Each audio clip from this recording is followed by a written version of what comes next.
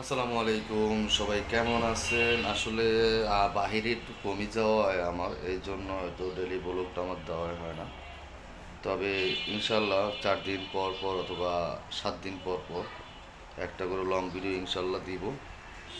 তবে একটা জিনিস সবসময় আমি ভাবি,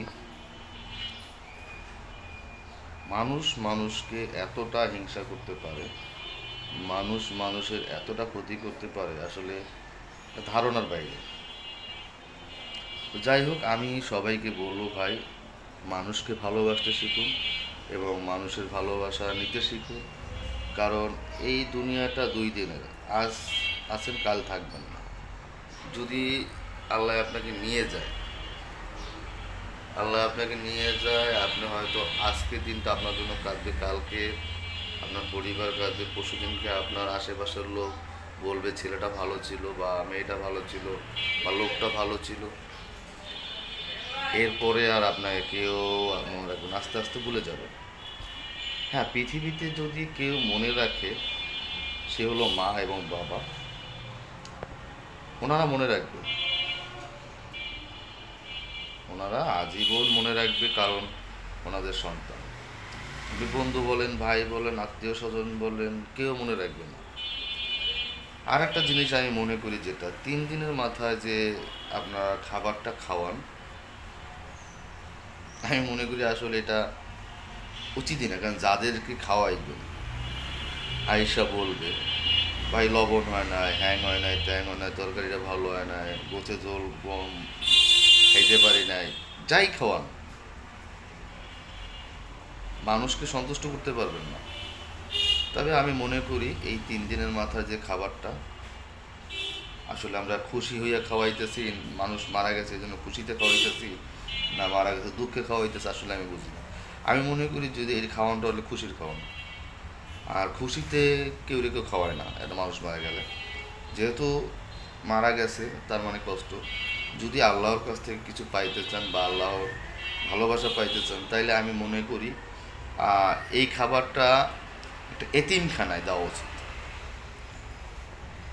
এতিমখানায় দিলে এরা একটা ডাল ভাত খাবে, ভালো মন্দ খাবে, আপনার জন্য কোরআন পড়বে, দোয়া করবে। এদের দোয়াটা আল্লাহ পাক সরাসরি কবুল করে। তো সবাইকে বলবো যে দাওয়াত করে মানুষজন না খাওয়াইয়া আপনার যতটুকু সামর্থ্য আছে এটা দিয়ে আপনি আহ, একটা এতিমখানা খাওয়ান বা 2টা এতিম। তবে আমি বলবো এতিমখানায় যে দিবেন চাল ডাল না।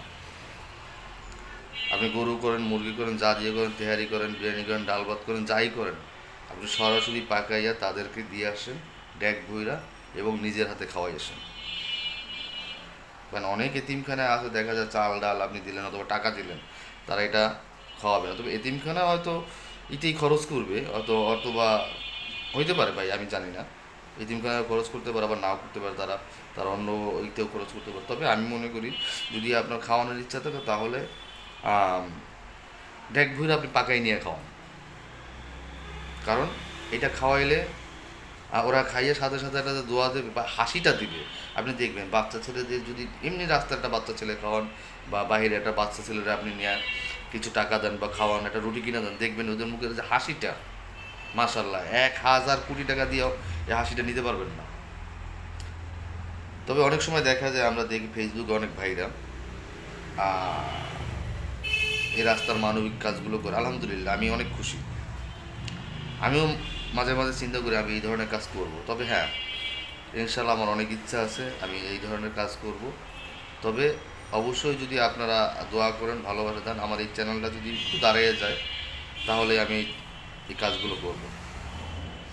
রাস্তার যে বাচ্চাগুলা, আমার অনেক ইচ্ছে যে রাস্তার বাচ্চাদের নিয়ে কাজ করব, এবং এদের ভালো একটা লাইফ বা থাকার জায়গা, যারা রাস্তায় ঘুমায়, এটা আসলে আমার অনেক ইচ্ছা। কিন্তু আমি আসলে স্বাদ আছে, কিন্তু সাধ্য নেই। তবে চেষ্টা করব ইনশাল্লাহ এটা করার জন্য, আজ হোক কাল হোক। সবাই আমার জন্য দোয়া করবেন যাতে আমি এই কাজটা করতে পারি।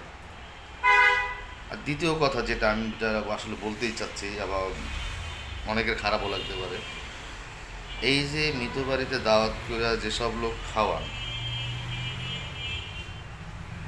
এরা আসলে খাওয়ার যোগ্যই না। আপনি যদি 500 লোক দাওয়াত দেন, এর মধ্যে 5 জন পাবেন আপনার আর ভালোবাসার যোগ্য, আপনাকে ভালোবাসে, আর 495 জন এরা যোগ্য না। তবে এই কালচার থেকে আমাদের বেরোইতে হবে। আমরা এই কালচার থেকে যতদিন না বেরোবো ততদিনে এর সমাধান আসবে না। সবাইকে বলবো, আপনার বাবা হোক, ভাই হোক, আত্মীয় স্বজন যেই মারা যাক, 3 দিন পরে যেটা করেন, এটা আসলে ইসলাম সমর্থন করে কিনা আমি জানি না, তবে আমি যতটুকু জানি ইসলাম সমর্থন করে না। আপনি দোয়া দুরুদ পড়াইবেন, এতিমখানায় খাওয়ান, যদি খাওয়াইতে মন চায়, না খাওয়াইতে পারলে নাই, এমনি দোয়া করেন। আর সবচেয়ে উত্তম হলো নিজে দোয়া করেন। আপনার বাবা মা ভাই বোন, আপনি নিজে দোয়া করেন, আল্লাহর কাছে সরাসরি সেটা যাবে। মানুষ দিয়ে দোয়া করাইবেন ভাড়া কইরা, ভাই 2 টাকার কাজেও দিবে না। আজ পর্যন্ত দেখলাম না হুজুরের বাড়িতে মিলাদ হইছে, আজ পর্যন্ত দেখলাম না হুজুরের বাড়িতে কোরআন তেলাওয়াত কইরা খতম দিয়ে খাওয়াইছে। আমি দেখিনি হুজুররা মসজিদের বাক্সে যারা হুজুরি করে তারা দেখিনি হুজুর যে ভাই আমি আজকে 50 টাকা দিলাম বা 20 টাকা দিলাম, আমি দেখিনি। যে সব হুজুররা আবার করে না তা না, কিছু কিছু হুজুররা হয়তো দান করে বা এই করে, তাদের বাড়িতে অন্য লোক দিয়ে মিলাতে পারে। হুজুররাও বলে আমার দাওয়াত দিয়া ভাই আপনি খাওয়াইয়া ই করবেন, ওই যে মোনাজাত করবেন বা দোয়া করবেন, কোনো কাজে দিবে না। অনেক হুজুররা বলে, অনেক হুজুররাই বলে এটা, কিন্তু আমরা আসলে এটা মানি না। দোষ তো হুজুরদের না, আমাদের আমাদের দোষ, এটার জন্য দায়ী আমরা। তো যাই হোক, সবাই ভালো থাকবেন, সুস্থ থাকবেন। অনেক কথা বললাম, হয়তো কারো খারাপ লাগতে পারে, কারো ভালো লাগতে পারে। যদি কারো খারাপ লাগে ক্ষমার দৃষ্টিতে দেখবেন। আর আমি কারো মনে আঘাত দিয়ে কথা বলতে চাই না, যদি কেউ আঘাত পেয়ে থাকেন আবারও বলি ক্ষমার দৃষ্টিতে দেখবেন। সবাই ভালো থাকবেন, সুস্থ থাকবেন। আল্লাহ হাফেজ।